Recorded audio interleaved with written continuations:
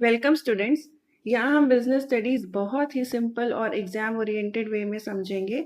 यहाँ पे मैंने हर एक प्रिंसिपल के साथ एक केस स्टडी भी दी है ताकि आपको उसकी क्लियर अंडरस्टैंडिंग हो सके, और एंड में कुछ ट्रिक्स भी डिस्कस करेंगे हम। तो हम स्टार्ट करते हैं। Scientific management. तो what do you mean by scientific management? Scientific management means कि हम कुछ ऐसे चीज़ों को मैनेज करें जो गेस वर्क पे डिपेंड नहीं करती है, वो based on experimentation and observation.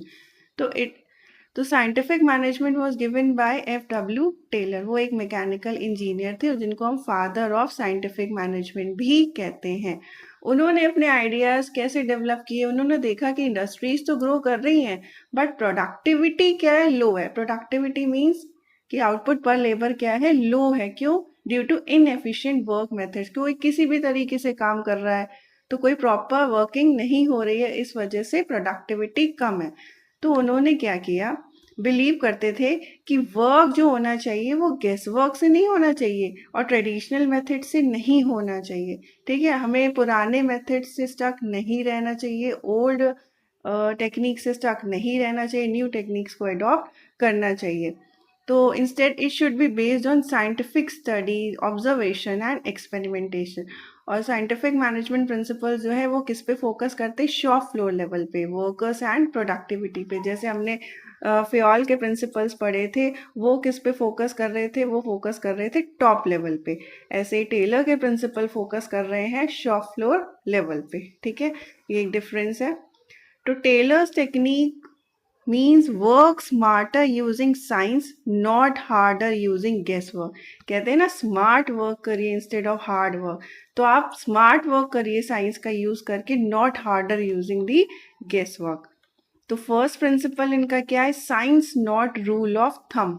ठीक है, नॉट रूल ऑफ थंब कि हमें ओल्ड टेक्निक से स्टक नहीं रहना चाहिए, उनको रिप्लेस कर देना चाहिए विथ साइंटिफिक टेक्निक्स। हमें हर टास्क को केयरफुली स्टडी करना चाहिए to find the best way to perform it. Example, finding the best method to lift materials with minimum effort. तो हमें बेस्ट वे फाइंड आउट करना चाहिए कि हम जॉब को कितना इजीली परफॉर्म कर सकते हैं। एग्जाम्पल, फोर्ड मोटर कंपनी का, at Ford work on assembly lines was study scientifically to find the best method for each task. Instead of worker using their own ways, one standard process was applied. कि हर worker अगर अलग अलग तरीके से work करेगा तो productivity same तो नहीं आएगी, किसी की ज़्यादा आ रही, किसी की कम आ रही। तो एक स्टैंडर्ड प्रोसेस को अप्लाई करना चाहिए, जिससे क्या हो जाएगा? प्रोडक्शन टाइम भी कम होगा और वर्क भी इफेक्टिवली और एफिशिएंटली होगा। तो हमें ये क्या बताता है first principle, science not rule of thumb, कि हमें ओल्ड मेथड से स्टक नहीं रहना चाहिए, न्यू टेक्निक्स को अडॉप्ट करना चाहिए ताकि वर्क इजी वे में हो सके। Second is harmony not Discord. नाम से लग रहा है हार्मनी, हार्मनी क्या होता है? भाईचारा। डिस्कॉर्ड मीन्स जो कन्फ्लिक्ट्स होते हैं, तो हमें मिल के काम करना चाहिए, कन्फ्लिक्ट्स नहीं करने चाहिए। जैसे ना, सब बैठ के मिल के काम कर रहे हैं। Promote peace and cooperation between workers and management. अगर हम मिल के काम करेंगे तो वर्क और अच्छे से होगा, कन्फ्लिक्ट्स नहीं होंगे, मिसअंडरस्टैंडिंग्स नहीं होगी और हम अपने गोल को अचीव कर पाएंगे। ठीक है, और जितने ज़्यादा कन्फ्लिक्ट्स और मिसअंडरस्टैंडिंग होगी तो वर्क प्रॉपर वे में नहीं हो पाएगा। Example, Tata steel focus on maintaining good relations with worker. Workers हमारे असेट्स होते हैं किसी भी ऑर्गेनाइजेशन के। अगर उनके साथ हमारे रिलेशन अच्छे हैं तो क्या होगा? अगर हम उन्हें फेयर ट्रीटमेंट दे रहे हैं तो वो भी वर्क अच्छे से करेंगे, तो उससे कन्फ्लिक्ट्स भी कम होंगे मैनेजमेंट और लेबर के बीच में, तो प्रोडक्टिविटी भी बढ़ेगी और एम्प्लॉय सेटिस्फाई रहेंगे। Mental revolution is the foundation of the principle harmony not discord। mental revolution, mental मतलब हमें अपनी थिंकिंग को चेंज करना चाहिए, अपने माइंडसेट को चेंज करना चाहिए, वर्कर्स को भी और मैनेजमेंट को। एक दूसरे को अपोनेंट की तरह नहीं देखना चाहिए, एक दूसरे के साथ ऐसे वर्क करना चाहिए जैसे कि पार्टनर्स वर्क कर रहे हैं, तभी हम अपने कॉमन गोल्स को अचीव कर पाएंगे। This is known as mental revolution. Next principle is cooperation not individualism. नाम से क्या? कोऑपरेट करें एक दूसरे के साथ, अलग अलग वर्क ना करें। ये एक्सटेंशन है हार्मनी नॉट डिस्कॉर्ड का। 1 मार्क क्वेश्चन आता है, which principle is extension to harmony not discord? So cooperation not individualism. अभी हम मेंटल रिवॉल्यूशन पढ़ रहे थे, हार्मनी नॉट डिस्कॉर्ड में क्या पढ़ा कि पीस और कोऑपरेशन होना चाहिए दोनों के बीच में, कॉन्फ्लिक्ट्स और मिसअंडरस्टैंडिंग नहीं होनी चाहिए। इसमें क्या है कि workers and managers should work together to achieve the goals. Manager अगर प्लान सुपरवाइज कर रहे हैं तो वर्कर्स को उसी टास्क को एग्जीक्यूट करना चाहिए, ठीक है, टीम वर्क होना चाहिए। जैसे टोयोटा का एग्जाम्पल है, it encourages the team work through its production system where workers and manager collaborate closely, employees are involved in problem solving and decision making, this cooperation improves efficiency and quality. हम अभी इससे related case study पढ़ेंगे तो आपको ये clear हो जाएगा, क्योंकि बच्चे सबसे ज्यादा इन्हीं दोनों में कंफ्यूज होते हैं। Next is development of each person to his और हर ग्रेटेस्ट एफिशिएंसी। नेम से ही मीनिंग निकल रहा है कि हर पर्सन का इतना डेवलपमेंट होना चाहिए ताकि वो अपनी ग्रेटेस्ट एफिशिएंसी से वर्क कर सके, ठीक है। तो हम वर्कर्स किसके बेसिस पे सिलेक्ट करते हैं? उनकी एबिलिटी और स्किल्स के बेसिस पे। उनको प्रॉपर ट्रेनिंग और डेवलपमेंट देना चाहिए और इंश्योर करना चाहिए कि हर वर्कर अपनी जॉब को बेस्ट वे में कर रहा है, ठीक है। Example, Infosys invests heavily in training and skill development of employees. Workers are assigned role based on their abilities and given continuous learning opportunity. This help maximize. अगर जिस चीज में वर्कर्स वैसे ही एफिशिएंट है, उनको उस पर क्या देनी चाहिए? ट्रेनिंग प्रॉपर देनी चाहिए, उनका डेवलपमेंट होना चाहिए ताकि वो उसको और अच्छे से वर्क को परफॉर्म कर सकें।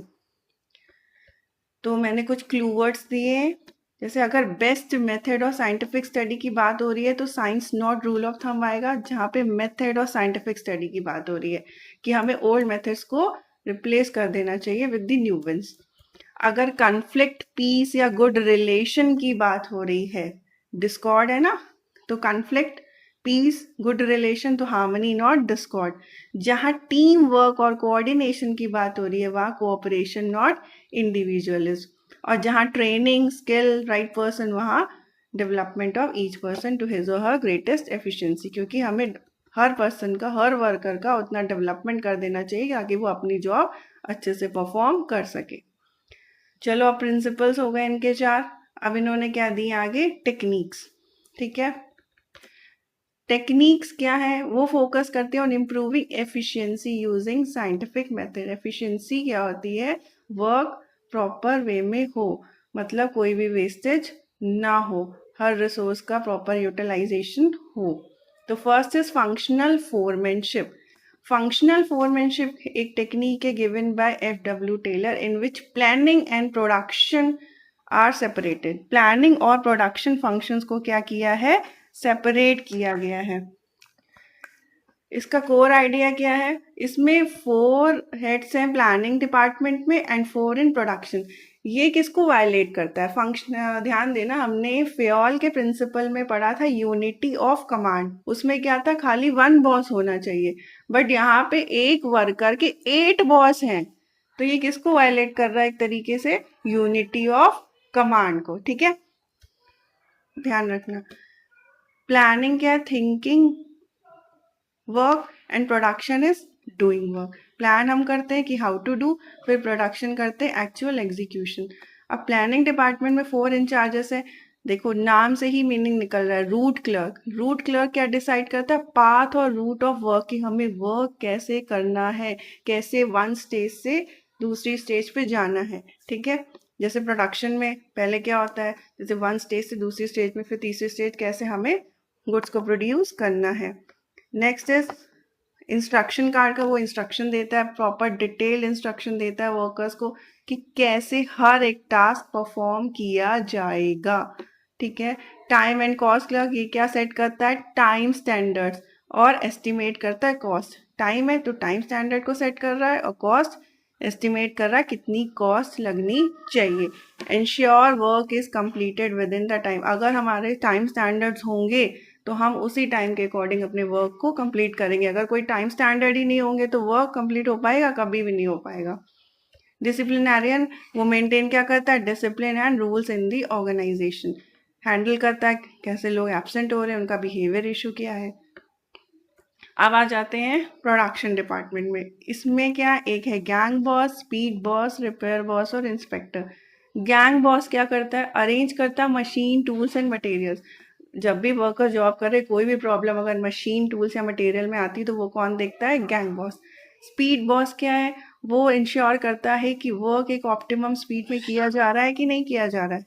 और रिपेयर बॉस क्या होता है? वो रिस्पॉन्सिबल होता है maintenance and repair of machine के लिए।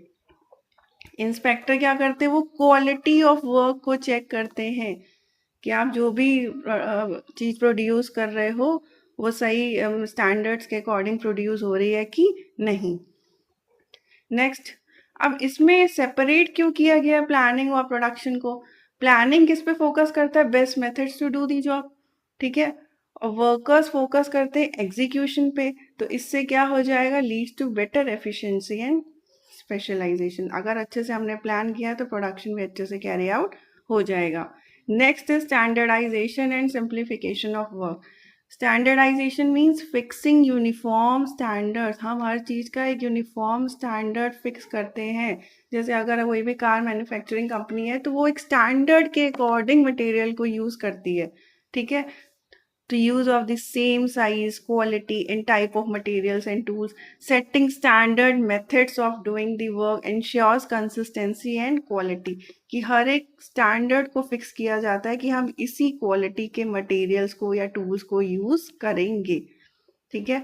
एग्जाम्पल दिया है, a factory uses the same size screws and machines for all products to avoid the confusion and save time. इससे क्या हो रहा है? हमारा वेस्टेज भी कम हो रहा है, क्वालिटी भी इम्प्रूव हो रही है और टाइम एंड कॉस्ट भी सेव हो रहा है। सेकेंड है सिंप्लीफिकेशन, मतलब काम को जितना हम सिंपल वे में करेंगे ना उतना इजीली वो कैरी आउट होगा।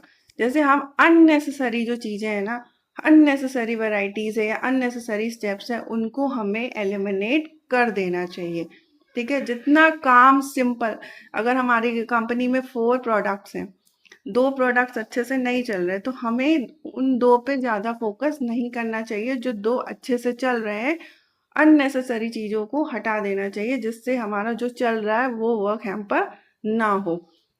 तो इससे कॉम्प्लेक्सिटी रिड्यूस हो जाती है, जो वर्क बहुत कॉम्प्लेक्स हो जाता है वो नहीं रहता।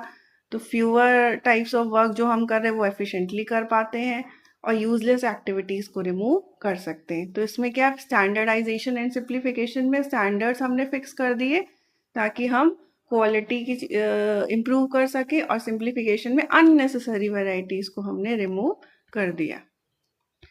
Example, company reduces 10 product design to 3 popular one. जैसे मैंने अभी बताया था, अगर कंपनी के पास 10 प्रोडक्ट डिजाइन है, उसने क्या, उसमें से क्या चूज करे? 3 popular ones to make production fast and easier. इससे टाइम भी बच गया, कॉस्ट भी बच गई, एफर्ट्स भी बच गए, प्रोडक्टिविटी भी बढ़ गई और हमारा वर्क फास्टर और ईजियर भी हो जाएगा। फैटिग स्टडी, फैटिग स्टडी क्या होती है कि एक वर्कर को कितने रेस्ट इंटरवल्स मिलने चाहिए।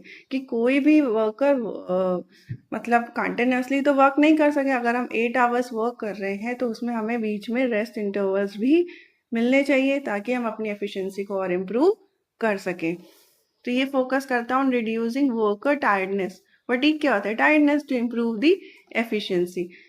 Analyzing the level of physical and mental tiredness of worker during work and finding ways to reduce। उन्होंने टेलर ने क्या देखा कि वर्कर्स कितनी देर तक कंटिन्यूसली वर्क कर सकते हैं, उन्हें बीच में कब रेस्ट इंटरवल्स चाहिए होते हैं। तो लेस फटीग होगी तो हम इजीली एफिशिएंटली वर्क कर सकेंगे। तो टायर्ड क्यों होते हैं हम लोग? अगर लॉन्ग वर्किंग आवर्स होते हैं, रिपीटेटिव वर्क होता है, पुअर वर्किंग कंडीशंस होती है और रेस्ट ब्रेक्स नहीं होते। जब हमें थोड़ा रेस्ट मिलता है तो हम फिर से वर्क अच्छे से कर सकते हैं। तो मेजर्स टू रिड्यूस क्या है? हमें रेस्ट इंटरवल्स प्रोवाइड करना चाहिए, वर्किंग कंडीशंस को इम्प्रूव करना चाहिए और बेटर टूल्स एंड मशीन्स को भी यूज करना चाहिए। तो जैसे in a factory workers were getting tired due to continuous work, ठीक है। टायर हो रहे क्यों? क्योंकि वो कंटिन्यूस वर्क कर रहे हैं। तो मैनेजमेंट ने क्या किया? इंट्रोड्यूस कर दिया short breaks and better seating. As a result क्या हुआ? Workers felt less tired and productivity increased, ठीक है। नेक्स्ट आता है टाइम स्टडी। नाम से ही ये सारे प्रिंसिपल्स आपको डिफाइन किए जा रहे हैं। टाइम स्टडी कौन सी टेक्निक है? To determine the standard time to complete a task. जैसे अगर हम स्कूल में भी जॉब कर रहे हैं तो एक स्टैंडर्ड टाइम है, इतने बजे हमें जाना और इतने बजे आना है। तो एक स्टैंडर्ड टाइम होना चाहिए टू कंप्लीट अ task. तो time study involves observing and recording the time taken by workers to perform a job and finding the minimum efficient time. ठीक है, इसमें हम क्या फिक्स करते हैं, best time to do the job. तो हम इसमें जॉब को ब्रेक कर देते हैं इनटू स्मॉल टास्क. फिर हम टाइम ट्रैक करते हैं कि हर टास्क को करने के लिए कितना टाइम लग रहा है. फिर हम फास्टेस्ट और एफिशिएंट मेथड फाइंड आउट करते हैं. फिर हम उसके अकॉर्डिंग एक स्टैंडर्ड टाइम सेट कर लेते हैं कि इतने टाइम में ये वर्क हो जाना चाहिए. Example, in a factory, time taken to assemble a product is studied. After analysis, the best method is found and a standard time is fixed. एक बेस्ट मेथड फाइंड आउट किया गया कि इस मेथड से काम करना और इतने टाइम में करना है. तो वर्कर्स को उसी अकॉर्डिंग ट्रेन किया गया to complete the task within that time. अब मोशन स्टडी, मोशन मीन्स क्या होता है, मूवमेंट. तो इसमें देखना होता है कि वर्कर कितना मूव कर रहा है while performing a task. Unnecessary movement नहीं होना चाहिए. जैसे जितना भी हम अननेसेसरी मूवमेंट करेंगे, वेस्टफुल मूवमेंट करेंगे, उतना हमारा टाइम वेस्ट होगा. तो इधर टेलर ये देख रहे हैं कि वर्कर एक टास्क परफॉर्म करने में कितने मूवमेंट्स कर रहा है. ठीक है, तो जिससे कि वो अननेसेसरी और वेस्टफुल मोशंस को रिमूव कर सके. तो हमें जितने कम मूवमेंट्स करेंगे ना, उतना ही मैक्सिमम एफिशिएंसी से वर्क कर पाएंगे. जो रेपिटेटिव मोशंस हैं या अननेसेसरी मोशन है, उनको हमें आइडेंटिफाई करके रिमूव कर देना चाहिए. एग्जाम्पल, एक वर्कशॉप है, workers were bending repeatedly to pick tools. बार बार वो बेंड हो रहे हैं वो टूल्स उठाने के लिए वर्कर्स.